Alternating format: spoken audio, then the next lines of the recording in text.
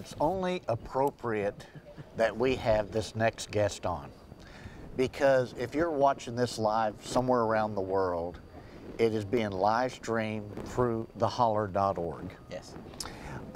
If you didn't catch it live and you're watching it where it's archived and it's being replayed, it's on theholler.org.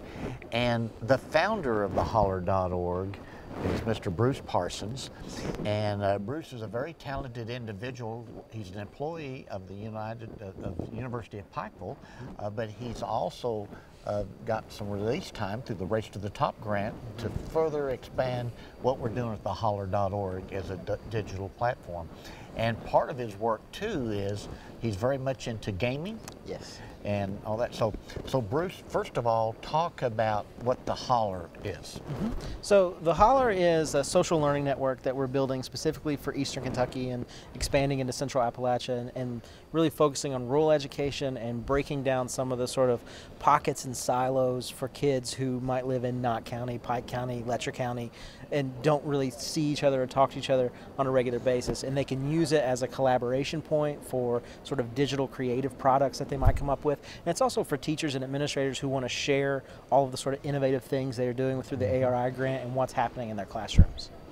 And what's remarkable about it, July 1 of 2014 is really when you had kind of a formal launch. I know you'd been working on the project prior to that, but for this Appalachian Regional Initiative component, where you have the social media side, as long as the learning platform side, where you have a lot of classes are being offered and all that. So how's the project progressing, and where do you see the Holler being in 2 or 3 years? It's been progressing wonderfully. We're just over a year old now, officially. We have over 2,000 total members on the Holler, with about 1,400 who are active on a weekly basis, who are logging in and sending friend requests and talking about sort of what's going on in their world. Sort of where we're moving now is creating a lot of original programming coming from our Holler studio on the U-Pike campus. So we're doing some gaming shows where we work in how the games use statistics and how to incorporate it into a math class, how to incorporate some gaming into sort of history and language arts, and just sort of branching out a little bit, and then working with programming with Paul Green's Appalachian Technology Institute and getting kids making creative projects around technology. Okay. Well, if people have found us, they've seen something about the Holler, and they can join different Hollers, and that's going to be expanding so that you can have those discussions going on, that you can have resources archived there, so you know, reports or whatever can be there. Gaming.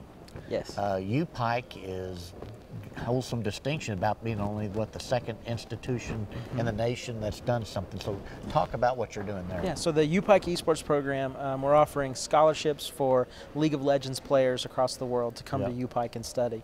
We're the second school in the country to do this. There are over 400 schools that compete in the Collegiate Star League, which is our competitive body. But so far, 3 now give athletic scholarships. So it's part of our athletic program, but for us it's very much a technology initiative. So it's sort of, you know, this is happening in large cities across America, and we wanted to show that we could do it in a rural setting and that our students here could use technology just like anyone else. And it's been really great so far. So we just opened the iBuyPower eSports Arena on U-Pike's campus, and so we picked up iBuyPower, SteelSeries, DX Racer, and ASUS as sponsors for the arena. So it's 21 very high quality gaming machines where they dedicate practice time and competition time. We play Mizzou on Friday night, and we play Florida International University on Saturday. Okay, and then you've already competed against a couple other teams earlier, haven't you? Yes, so we've had a couple of games so far against Robert Morris University in Chicago, who's the other scholarship school, and then we won our first game about 2 weeks ago, which was a lot of fun. And so we produce the live esports casts from the Holler studio. We have students come in and shoutcast and produce the whole thing just like it was the professional circuit. A lot of adults may not quite understand what this is. They see their children doing this. So it's big time, and there's a lot of economic potential here, isn't it? Yeah, we received quite a bit of media attention when we announced. We did some stories in Forbes, Time Magazine, the Christian Science Monitor. Lots of folks were interested in what we're doing. And so we have 15 students currently on scholarship. for League of Legends, all 15 of those students are also have an academic scholarship. And so their ACT scores and their classroom engagement is through the roof. They come in not intimidated by technology, and they're ready to sort of create digital products and show what they have to offer. And what's also interesting, what you're doing here in Pikeville, Pike County, the heart of Central Appalachia, Brazil. Yes. And so Brazil is one country that gaming is big time, isn't it? And yes. So just talk about that. So in some countries like Brazil and Korea, they have television channels dedicated to gaming 24/7. And so I did a Skype interview with TV Globo, which is a news station, public access in Brazil. It aired on a Sunday night, and by Monday morning, we had 300 applications from Brazil. Okay. Twitch. Tell us what Twitch is all about, and then how you all are involved with that. Sure. So Twitch.tv is a video game streaming site. It's very similar to YouTube, except it's live entertainment. It's not something you produce and then upload later. So it's live. It involves video games and creative sort of digital products. It's owned by Amazon. They purchased it about a year ago for $1 billion. It is the third largest bandwidth consumer in the world. So Google is 1, Netflix is 2, and Twitch is 3. And so more people will watch some of this weekend is the League of Legends Professional Championship. More people will watch that on Twitch this weekend than will watch the Super Bowl around the world.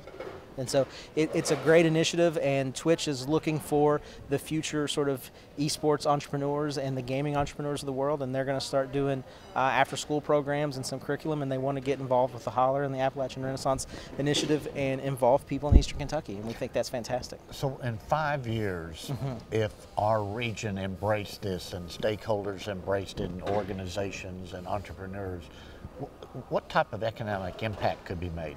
I think it could be a huge economic impact, especially in the entrepreneurship section.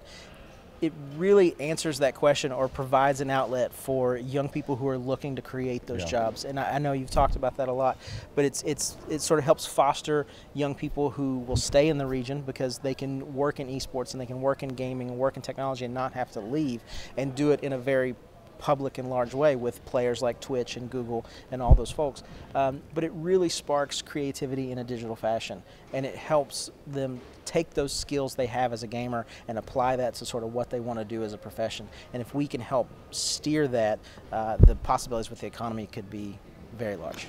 And we know that for us to become the Silicon Valley or Silicon Holler, that we need to do those things that keeps our millennial talent here. And a lot of them are gamers, and then to attract, because when we were out together with meeting people in Apple and Google, there were some young people out there that said, "Oh my goodness, you're doing that! I'd like to see come to Eastern Absolutely. Kentucky." We've got kids from Inez and Pikeville who are on the esports team. We've also got kids from Michigan and Minnesota and Houston, and a lot of international students who are just waiting to get here. They want to come to Pikeville and they want to study at UPike and they want to play esports. And so I think it really opens up a lot of possibilities for us. So Bruce, again, we've just touched the tip of the iceberg about the Holler and then gaming and what's esports at University of Pikeville. So if people want to find out more about either one of these, how's the best way to do it? Sure. The best way is just to go to theholler.org. All the links to all the sort of things we're making with esports and with curriculum and all the sharing we're doing is available right on that homepage. Okay, great. And then it's theholler.org that is doing this and broadcasting this. So if people see it, then you're the reason. If they didn't see it, you're the reason. Yeah, exactly. Good, thank you.